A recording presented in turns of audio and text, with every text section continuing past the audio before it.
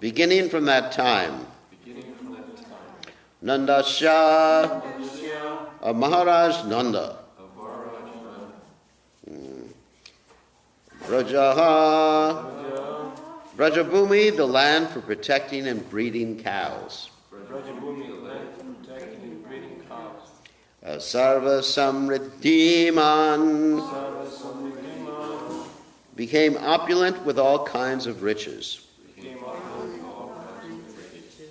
Harehe Nivasa, of the residence of the Supreme Personality of Godhead. Atmagunahai, by the transcendental qualities.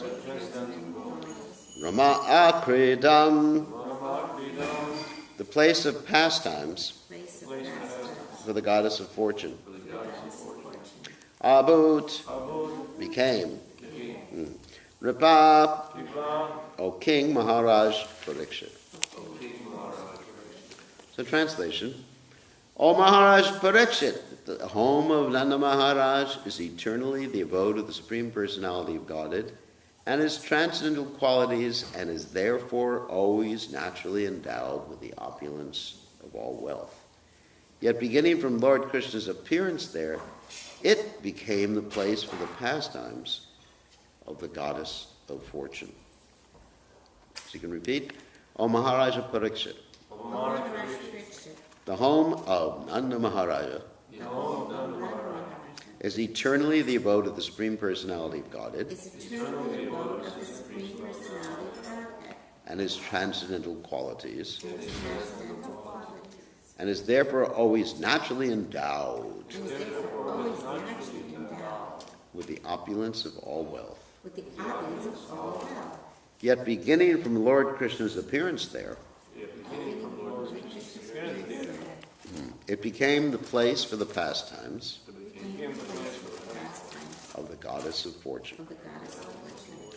So purport by His Divine Grace, A.C. Bhaktivedanta Swami Srila Prabhupada Ki Jai.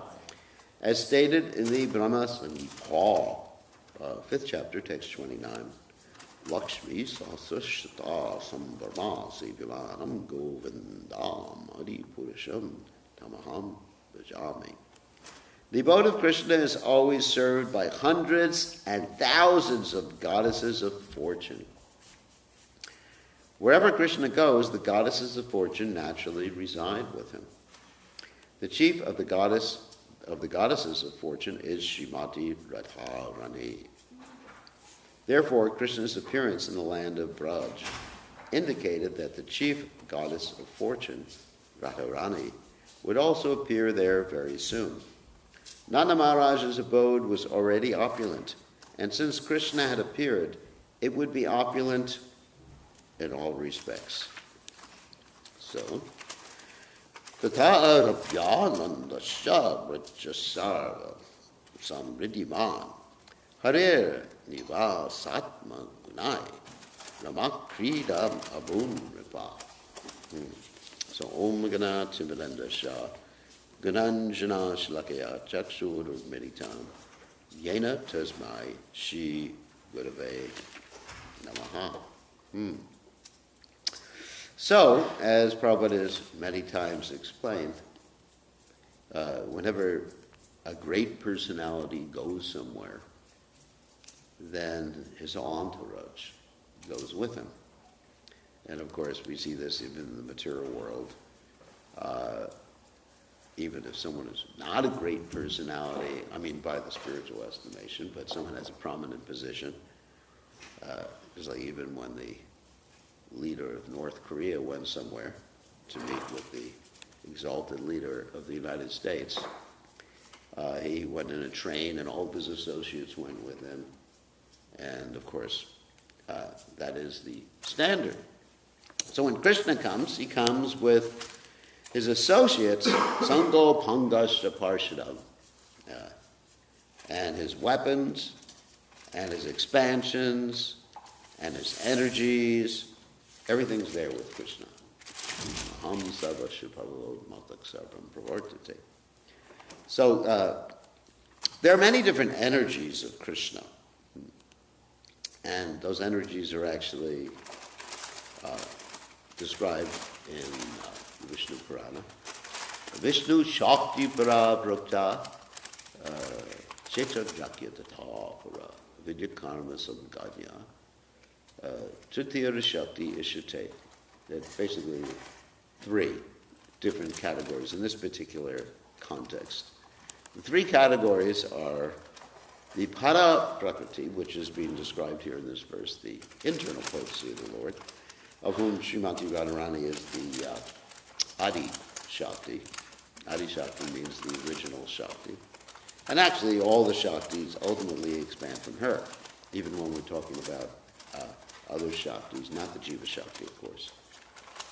Jiva Shakti expands as described from Baladev. So, anyway, Vishnu Shakti Para Prokta Kshetra Gyakya Tatha Para. And then the Jiva Shakti is described as basically Kshetragya, which means the knower of the body. So this can be taken in different ways. In the 13th chapter of the Gita, Nature of the Enjoyer and Consciousness, this whole word is Kshetragya is actually dealt with. Kshetra means the field of activities. Just like you have Kurukshetra, Dharmikshetra, Kurukshetra, Samaveta Yutsavaha. So you have the place of King Kuru, which is a very auspicious pilgrimage place. And so Kshetra means the place. I mean, this, it can mean any, just place in general. But Kshetragya means one who knows the place. And the place for us is this body. So we're considered to be the knowers of the body, and of course Krishna is the knower of all bodies, so he's also Kshetragya. But in this particular context of this verse describing the Lord's energies, Kshetragyas, Kshetragya, Tata Para, it's described that the living entity, the Jiva soul, is also transcendental. Tata Para. But, unfortunately, Avidya Karma Samganya Tritiya Shakti Ishate, he is under the influence right now of the third energy of the Lord, which is called Avidya Karma. Avidya means ignorant activities. And I was actually listening this morning to a class of Prabhupada. He was talking about, actually it was in a class of Prabhupada, it was a class by Rehan, sorry. And he was talking about how atheists are actually so stupid. It's interesting. That even philosophically they're off. Because many, of course, postmodern philosophy was talking about that they declare there's no absolutes. And even philosophically we can understand that if someone says there's no absolutes, he's contradicting himself. Generally, people who are not so intelligent contradict themselves many times. Or an atheist will contradict himself by saying there's no God. So the only way you could really make that statement philosophically, or should make that statement, I mean, you could say any damn thing you want, is if you are God, or at least you're omniscient. You may not be God, but at least you're omniscient. Because the only way to say for sure that there's no God is to know everything. And if you know everything, I guess you must be God. And maybe not, because you're not all-powerful. Anyway, at least you have one of the qualities of God, and you don't. So anyway, so it's self-contradictory. So these people are made to act like asses, mogasha moga kamana, that they engage in activities and also consciousness that is in ignorance, because the super soul is actually pulling the wool over their eyes.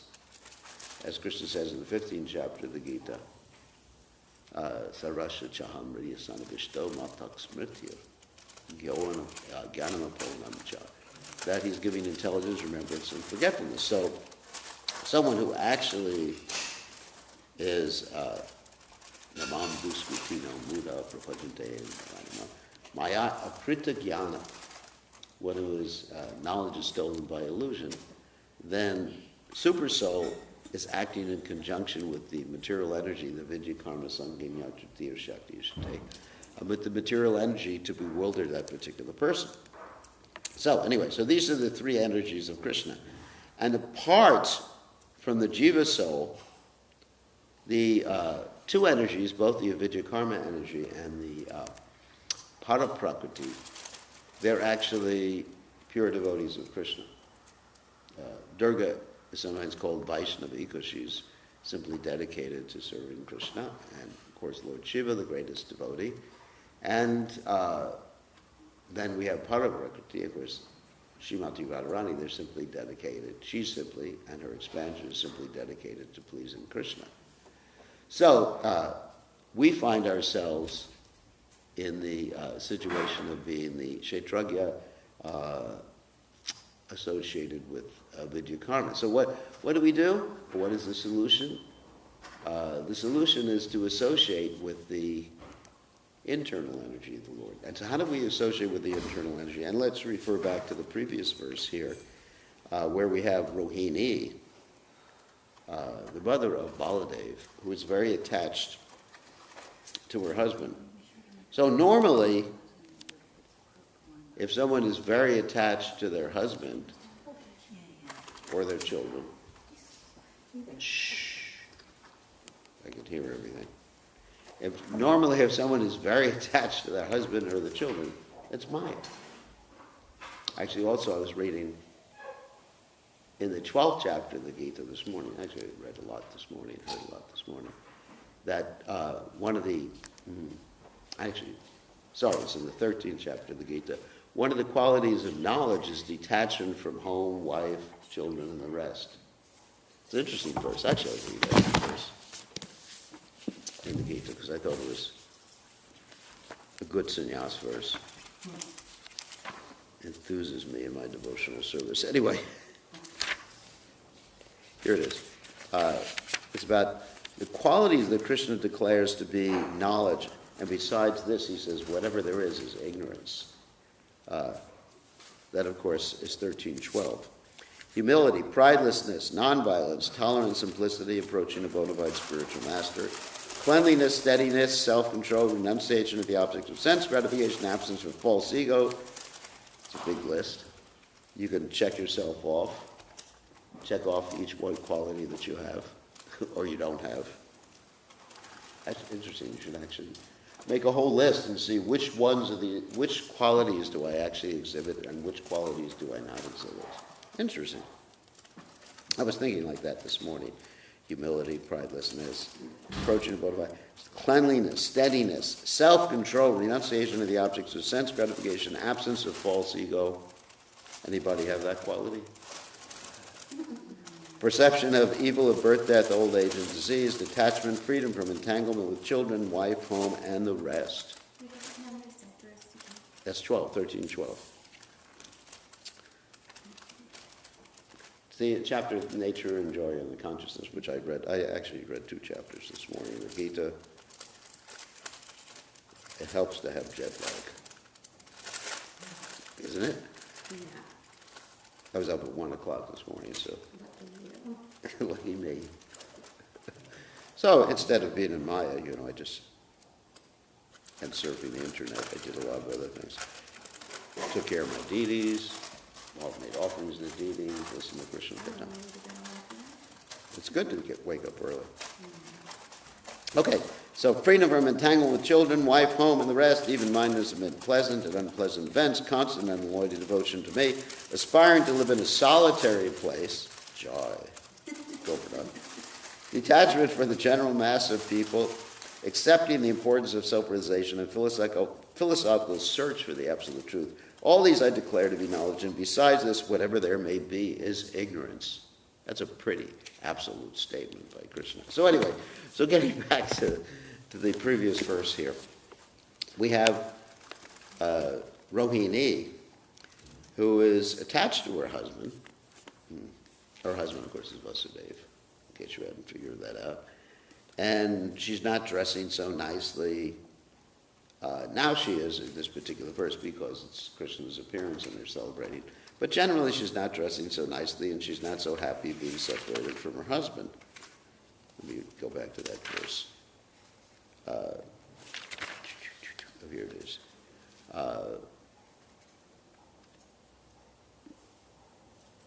Let's see. Because her husband was imprisoned by Kamsa, she was not very happy. But on the occasion, I know some people, if their husband was in prison, they'd be happy. So she was not very happy. But on the occasion of Krishna Janmashtami, so she became happy because of Krishna's appearance. So my question is this actually, because I'm talking about how to become free from Maya. So here is this great devotee of the Lord, actually eternal associate of the Lord, and she's attached to her husband. What's wrong? I mean, she's disobeying Krishna's instructions in 13:12 here in the Gita. Well, the point is the way to become free from this material entanglement is attachment. This is also described by Lord Kapiladev in the Srimad Bhagavatam, is the attachment to people who are pure devotees of the Supreme Personality of Godhead. The very same attachment that entangles one within this material world, when it's transferred to the devotees of the Supreme Personality of Godhead, then that attachment liberates one from this world. So what do I mean by attachment? Because many times we're attached to people, and we may even be attached to a pure devotee, but that attachment may not liberate us because we're attached to being served, or attached to being prominent, or attached in a way that's not spiritual. So let's talk about Radharani here, because this verse is about Radharani. So Radharani is attached to Krishna. But what does that consist of? What does that attachment consist of? That attachment consists, not ordinary attachment, for example, like a wife. Let's go back to the wife's attached to the husband because he is the breadwinner in the material world. Or he has a mustache, I don't know. Or whatever, he's handsome. Or he turns her on, and the husband's attached to the wife because, she has an attractive figure or something. It's interesting. So, Radharani's attachment to Krishna and Krishna's attachment to Radharani is not based upon any selfish concept. It's based simply on the desire to please the person. That's it. Nothing else. Nothing else. It's not based upon, of course she likes to hear Krishna's flute, but it's not based upon simply being attracted to Krishna's flute. It's based upon her desire to see Krishna happy, as mentioned in the last chapter of the Chaitanya Charitamrita. Radharani speaks, of course, it's Chaitanya Mahaprabhu speaking in the mood of Radharani, that if my unhappiness gives Krishna happiness, then that's my actual happiness. In other words, if Krishna takes pleasure in seeing me suffer, then let me suffer.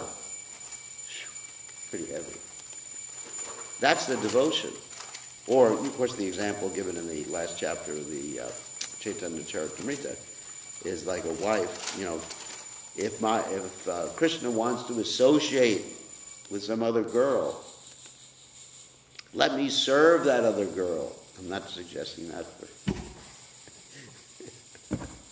People take this out of context. This is not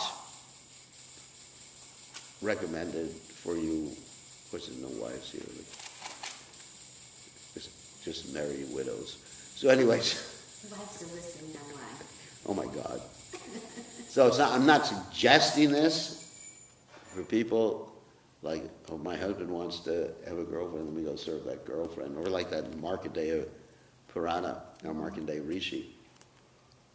Markandeya, that story of the man with leprosy, his wife was serving the prostitute, and then the wife was so chaste she was able to stop the rising of the sun the next day.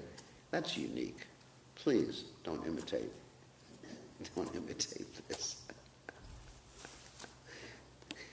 And normally, if your husband wants to associate with another woman, pop him over the head. So anyway, getting back to the point. So this mood of Srimati Radharani is there. That's what it means as far as Radharani's ontological position.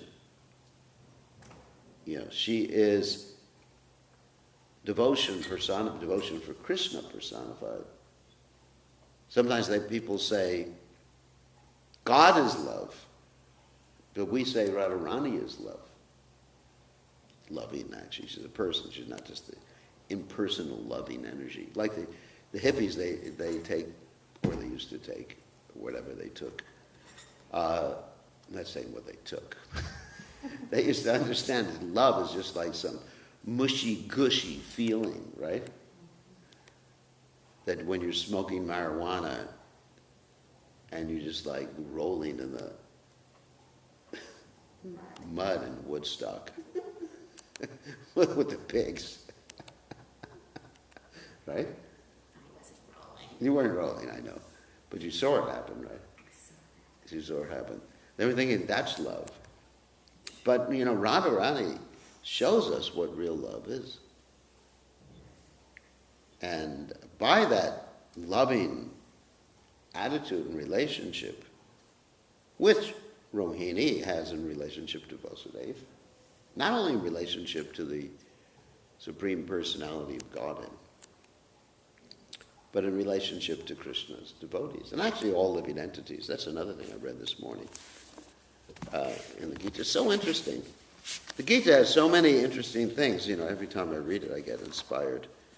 In the 12th chapter of the Gita, where Krishna is describing all these different people who are very dear to him,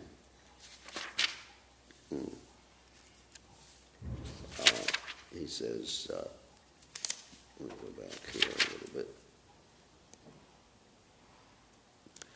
One who is not envious, but a kind friend to all living entities. I'm not going to read the rest of that. Kind friend to all living entities. So that a pure devotee of the Supreme Personality of Godhead, because he is loving Krishna, he loves everybody. So many nice things in the Gita, actually, when you read the Gita. Sometimes people may think that they're more advanced in the Bhagavad Gita, more advanced in knowledge, and they don't have to read the Bhagavad Gita anymore. Anyway, so that's Radharani's position, and that's also the position of all the goddesses of fortune who take care of Krishna, who serve Krishna. Sri Devi, Bhudevi, all these different goddesses of fortune. And actually Prabhupada made that comment that Krishna has so many goddesses of fortune in the spiritual world to cook for him. So what does Krishna need as far as your cooking is concerned? Your cooking or your dressing or whatever service you're rendering to the deities. But the point is that we need that. We need to do that. And Krishna also needs to have us back with him. That is one of Krishna's needs. So, anyway, so this is the point here. Govinda Madi Purusham Tamaham Bhajami. So, any questions or comments? We have actually 10 more minutes. Yeah. Can you explain the position, like the Buddha now is a little confused? Bhudevi is Bhumi.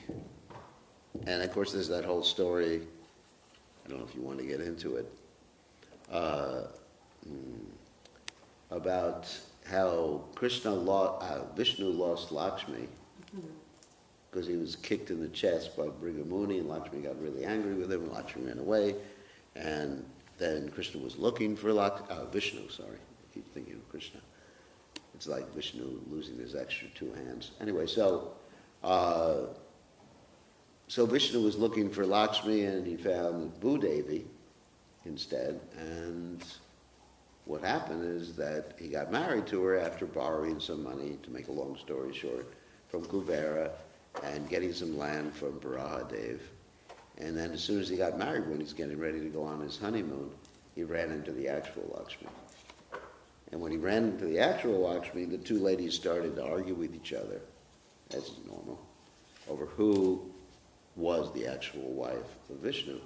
And Vishnu, in order to get out, because no, men don't like to see women arguing or crying or anything like that. It really drives them crazy. Even Vishnu's like that. So Vishnu, in order to get out of that situation, turned himself into a deity, and the 2 ladies turned themselves into deities. So that's Bhudevi. And Bhudevi is also the same personality as Maya Sita in the Ramayana. Because Maya Sita, the whole time that she was captured by Ravan, was chanting Ram's name. So she became very attached to Ram and wanted to marry Ram, and Ram said, no, Ekapatni Vrata, next life you'll get a chance to marry me. So that's the story. That's Bhudevi, Sridevi, Bhudevi. Any other questions? Yes. So where does the desire to love Krishna like that reside, and how do you attain it? Well, I already explained, the way to attain it is actually to be devoted to Krishna's servant. You know, as I said in the Adi Purana, which is a verse that I've recited many times before, and Prabhupada recites, one who says, Krishna says, one who says that he is my devotee is not my devotee. One who says he is a devotee of my devotee is actually my devotee. It's interesting, I had a discussion with a disciple over the internet, you know, letters like that. And he was questioning, you know, what is Prabhupada's position? This is interesting.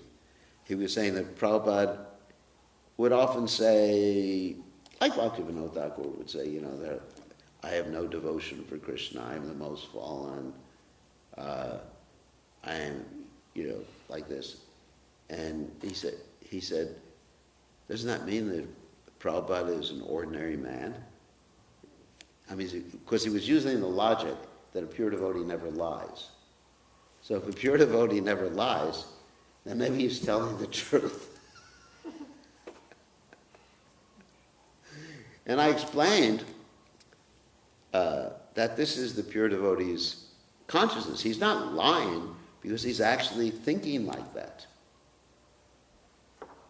And one should never consider the pure devotee, or even use the word ordinary. You know, later on he said, well, is he an ordinary jiva soul? I said, he's a jiva soul, yes, Vaishakta Vaishavatar, but please do never use the word ordinary in relationship to Prabhupada. Prabhupada is extraordinary. Never use the word ordinary. So Prabhupada is thinking like that. So then the question was raised, does that mean he's Jiva Tattva? And I said, he is Jiva Tattva, but not necessarily, because even Lord Chaitanya Mahaprabhu said, I'm not a devotee. Lord Chaitanya said, if I was a devotee, how could I live? Because if you're separated from someone you love so much, and love reaches a particular intensity, one cannot live. It becomes impossible. Just like you see many times, there's a husband and wife who are married. Of course, husband and wife means it's interesting. So there's a man and a woman. Won't use the word husband and wife. Men and women who are married many years, like 50 years or something like that. And one of them passes away, and then within 2 or 3 days later, the other one dies. Because their whole life is based upon serving and being with the other person. So that's what it means to be a devotee. Now, of course, I'm not saying that when the spiritual master dies, you should die too. And Prabhupada also commented on that in the 4th canto of Bhagavatam. He said when the Acharya, the spiritual master, dies, one should be dedicated to serving the mission of the spiritual master. And that mission, which is called the Vani. In other words, it is the spiritual master. Like ISKCON is a manifestation of Srila Prabhupada. So if I, as a disciple of Prabhupada, follower of Prabhupada, which hopefully everybody is, if I neglected to serve ISKCON, I would be neglecting to serve Prabhupada. It's a very simple, it's a mathematical formula. Things equal to the same thing are equal to each other.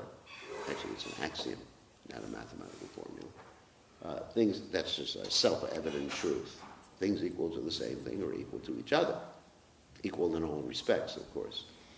So, if I was to say I just want to be Krishna conscious, outside, then I'd be living an hallucination, as Prabhupada said. I mean, it's such a simple mathematical thing, because that's Prabhupada. And I mean, I'm not saying that ISKCON in all respects is Prabhupada, but it's a manifestation of Prabhupada's Vani. You understand? So it's Prabhupada's Vani. So by being attached to serving and being with ISKCON, in ISKCON, then I continue my service to Prabhupada. I mean, it's a simple thing. So the attachment should be there. So that's really what it means to be a devotee. Devoted. I mean, just like, people sometimes, well, somehow I got started on this. Sometimes people leave ISKCON. It's like a devoted wife leaving her husband because he has some zits. I don't know if you know what zits are. Or bad breath, or because he snores at night.